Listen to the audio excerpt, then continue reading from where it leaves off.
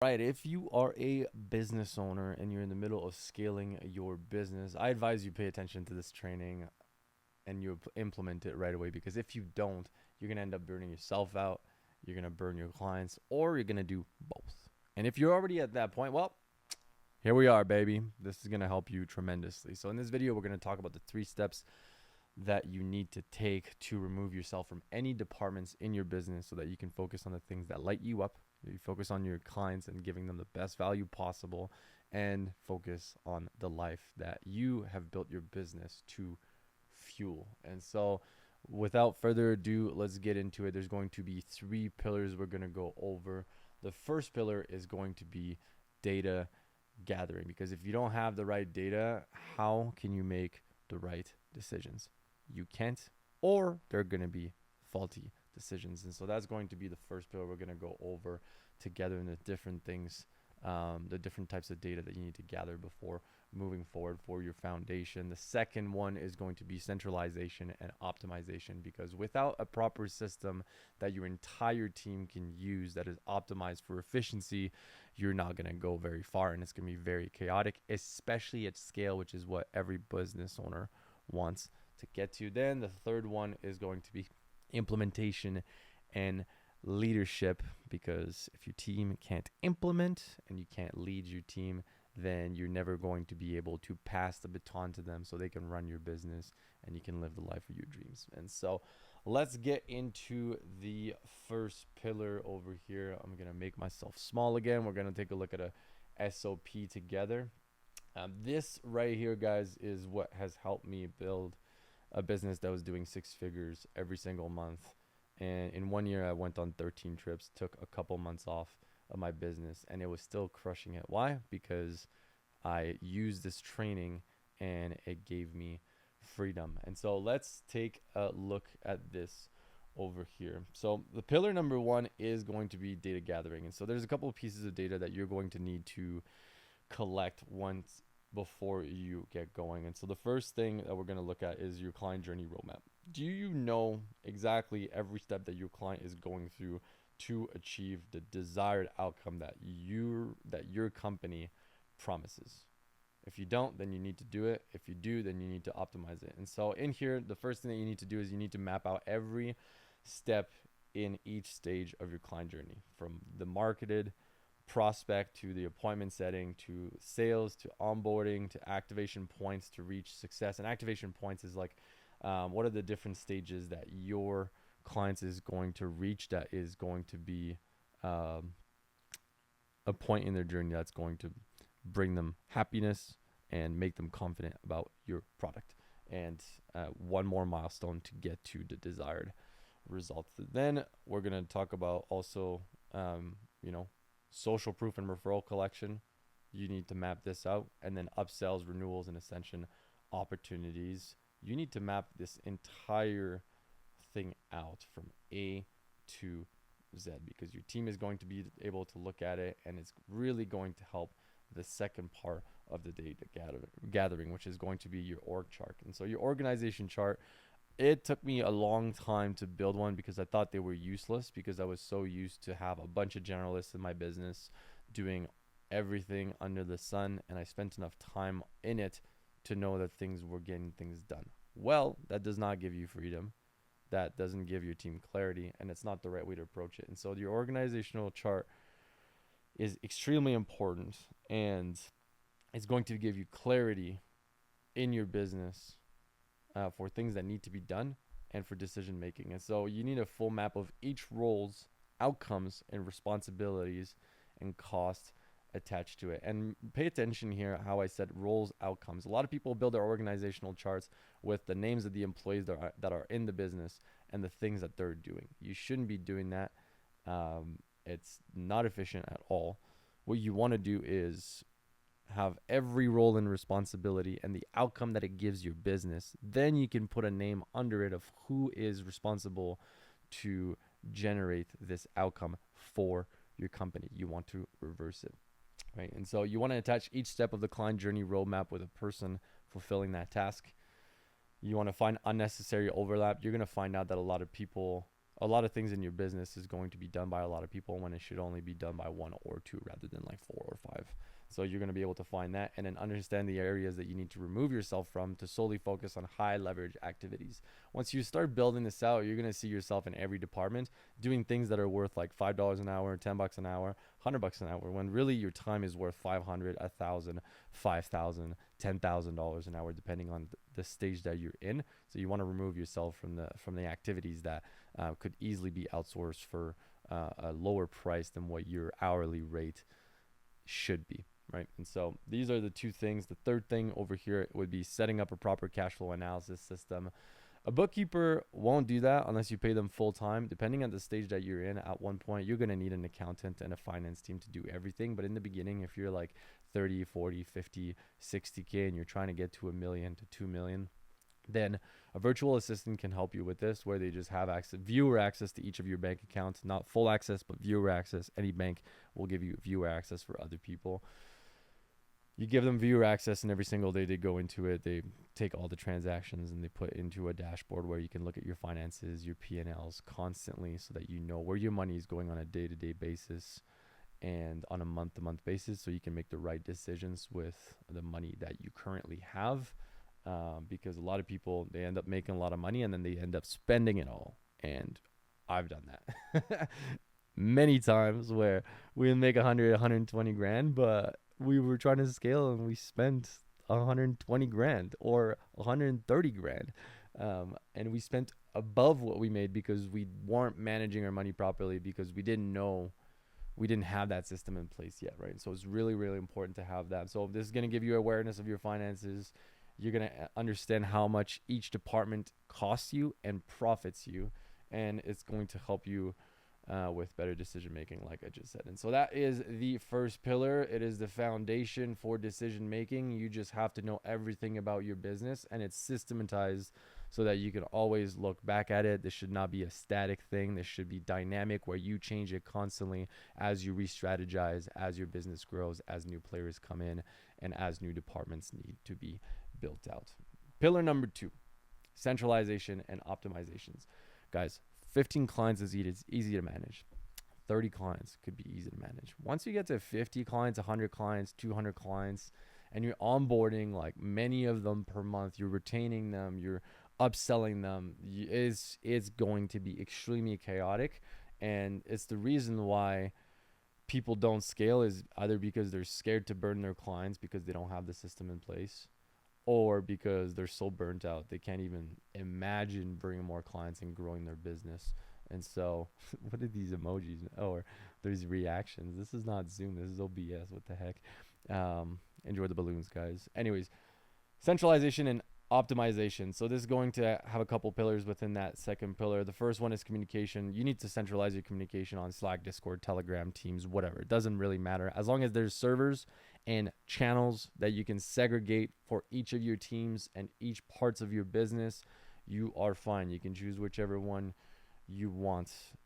In here, what you want to do is you want to manage both your clients and your teams in the same area with different access. That way you don't need to go from platform to platform to try to figure things out. It's like everything is in one and it's organized appropriately, so nothing gets lost. Everything can be linked together and everything works great. Each department gets their own channel, each teams get their own channels, and each clients get their own channels. If you do high touch customer service where your clients get access to you or one of your team members, is when you put that in. If you don't have that and it's community based, or it's like submitting tickets, then you don't really need that. But a specific chat with each of your clients is really useful, because when you build a relationship with them appropriately, then they will give you more money, they will renew, they will bring their friends, and they will be evangelists for your business, where it will grow from word of mouth. And so it's super useful to have that and to be in high communication with them. The next thing is automation and plugins for certain notifications and reporting. And so these right here, you can plug them into things like Zapier, N8, and Make. And, if somebody submits something, then there's a notification that can go in a channel. And it makes things just a lot easier for awareness. And so you can plug that in as well in there. The second thing is automation. So you want to look back at your client journey map and you want to identify each and every step that could easily be automated with no code platforms, like I just said, Zapier, Make, or N8N. And once you do that, then you can get a developer to just go in and automate these tasks, so it leaves no margin for human error. Things become instant rather than delayed, but because of labor, and it removes unnecessary costly labor, so you can actually reduce your cost, increase efficiency, so that at scale things are automated and things are working without relying on humans that have errors, that take break, that take holidays, and so on and so on, right? And so that's the second thing. The third thing within this would be project management. You want to put your projects and tasks in a place where nothing falls through the cracks. Like I said, guys, 15 to 20 clients is easy to remember. You can rely on your own talent, your own memory. However, at scale, that's not going to work, and clients are going to fall through the cracks, and negative word of mouth is going to start happening because people will have felt neglected. You will fall short on your promises, and you don't want that to happen. And so you want to put those systems in place before you scale, or at the early stage of your scaling, because the bigger you get, the worse it gets, right? And so the second thing is you want to automate daily, weekly, monthly task pop-ups on a recurring schedule. And so, most project management tools, I use Notion. I love Notion.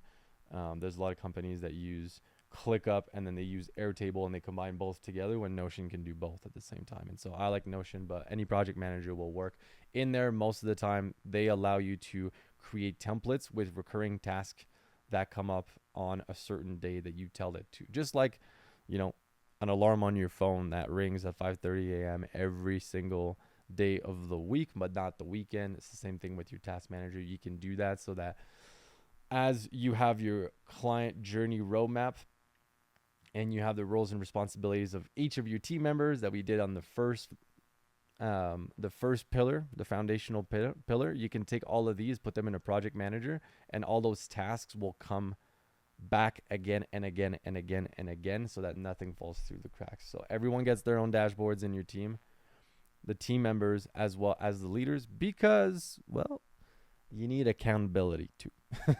So you want to do that for both the leaders, yourself, and your team members. And then the next thing will be team reporting for performance evaluation and keeping a pulse on everyone and finding trends. And so your team is going to report on their KPIs, whatever performance KPIs that they have. They should report them on them daily, so that you can look at their performance on a weekly basis, on a daily basis, and see if they might be burning out, see if their motivation is down, see if their performance is like 20, 30, 40% down, or if they're completely off track. You want to know those things. Otherwise, you're going to catch something 3 months later that have caused a much bigger problem when you could have caught it on week 1 or week 2, right? And that implies end of day reports, end of week reports, and end of month reports. And so when you're in communication with them, you're able to lead them appropriately and help them become the best version of themselves in their career and also personally. The next thing here is client management. Every client should be tracked so that they never fall through the cracks, depending on the touch that you have. If this is high ticket, if this is high touch, and you give a really, really strong product, then you definitely want to track these. Every client should be a project linked to a master task manager with their own respective recurring tasks. You can build templates out like that, so when somebody gets onboarded, everything is fully automated, their entire client journey is mapped out, and you get notification for every steps of the way. And if you need that installed, obviously you can give me a shout. You can book a call and we can talk about it. It is simple, but it does take a lot of effort to put that into place. So if you need help with that, just let me know. But you can figure out on your own with all this information over here, and you can do that very effectively. And so pillar number 3, second thing here, you want to make sure that you have a churn risk meter, so that the clients that are most likely to churn, or one of your team members messed up, or you guys messed up, or anything like that, they should become the highest priority, and your task manager should indicate that to you, and you should be able to see that on a daily basis to make sure that you pay attention to the right people and you want to pay attention to everybody. But if somebody is like mad, or it has some resentment, or it is has the potential to churn, well, you want to do it right by them and actually fulfill on your promises and make them happy so that they can keep paying you, they can send their friends, and so on and so on. Then you also want to track their engagement with your product. Are they actually using your product? If they're not, why is that? So that you can improve your product, make it better, and go for the long run. Pillar number 3, implementation and leadership. So once you have all your data centralized, every role is established, you have the systems in place to keep everyone accountable, then you can scale your team, which ultimately scales your business. If you multiply yourself again and again and again and again, and they all do their roles and responsibilities, your business cannot stay at the level that it is currently at. It is going to grow, but in a healthy manner where you're not going to burn out, your clients are going to be happy, and you're actually going to make a difference in people's life rather than just filling your pockets and burning people. This has 2 pillars. Inside of the pillar number 3 is implementation and leadership. Very simple. Implementation, you want to build proper SOPs and checklists for every task so nothing is left for interpretation. Guys, if you take a look at, let's say, the travel industry, if you're a pilot, or if you're a really high level surgeon or any type of surgeon, you have to go through a checklist and you have to check off every single step every time you do your job, because it's life and death. They have to do it or they will lose their job, and they might kill people in the process. So checklists are very important, and you want to treat your business the same way. Your team should know exactly what they're supposed to do, and they should know exactly everything that they're supposed to check off to make sure that the job is done properly. You want to treat it like it is a life or death, because your clients trusted you and paid you money. And so you need to build that within your business, and you can put it in your project manager and that platform that I was talking about earlier. And so your team can see it on a day-to-day basis and check off those checklists. Then you want to train your team on new expectations, communication, and reporting. And so based on where you're at right now, if you're going to implement this, there's going to be a lot of change. You want to make sure that you're clear and concise with your team, and that you let them know of the new expectations of the role. If they don't know their expectations of the role, they're going to fall short every single time, because you didn't do your job as a leader to tell them what they're supposed to do. And so you need to train your team on how to do that. And then leadership is the next thing. You need to hire the right people. Take your time with this, because hiring the right person is going to save you a lot of time, give you a lot of peace, and hiring the wrong person is going to do the complete opposite. And I've hired hundreds of people in my life. I've fired dozens and dozens and dozens of people, and I've had people walk out on me. I've had people cost me hundreds of thousands of dollars in mistakes. I've seen it all. Maybe not all, but I've seen a lot of it. and you want to make sure you hire the right person.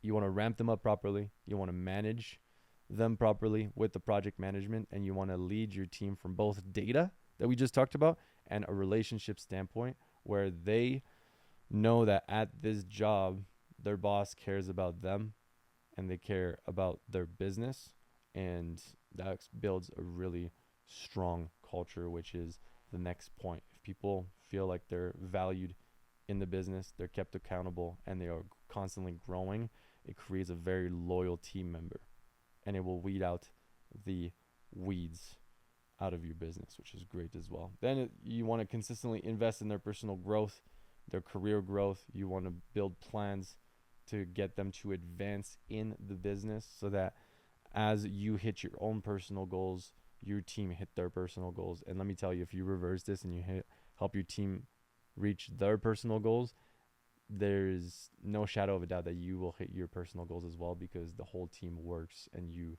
benefit from their success. Then the last thing is, you got to learn to pass the baton to your leaders and let them take it to the next level. Guys, this last point here, leadership, is what actually gives you freedom. Okay, I'm going to put in, this gives you the freedom.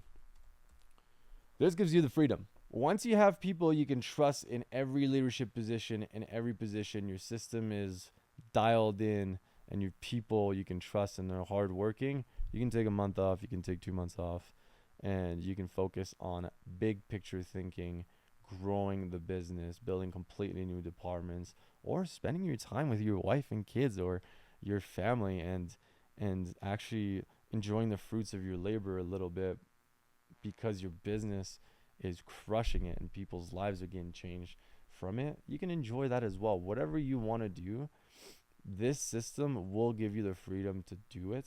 You have to implement it. And so if you don't, you'll be on a hamster wheel, you'll be burnt out, and you'll be in the same spot that you are today, that you were 3 years ago, just with less energy and less enthusiasm.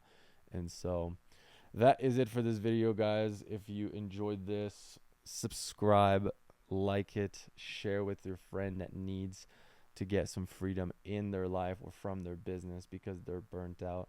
And if you did that, then I did my job. If you need any help with any of this or implementing this in your business, you can reach out to me. You can book a call. The link is going to be in the description. You can add me on social media. We can chat. I would love to help. And so that being said, I'll see you next week. Chat later.